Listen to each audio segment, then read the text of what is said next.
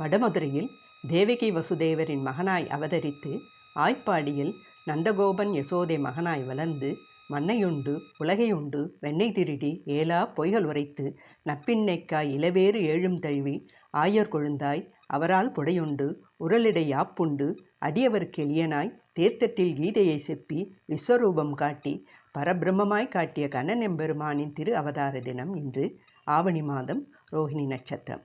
இந்த ஸ்ரீஜெயந்தி இன்று குறையொன்றுமில்லாத கோவிந்தனின் குணம்பாடி ருக்மணி கண்ணனின் அருளை பெறுவோமாக. பெரியாழ்வார் தன்னை யசோதையாக பாவித்து கண்ணனை தாலாட்டுகிறார்.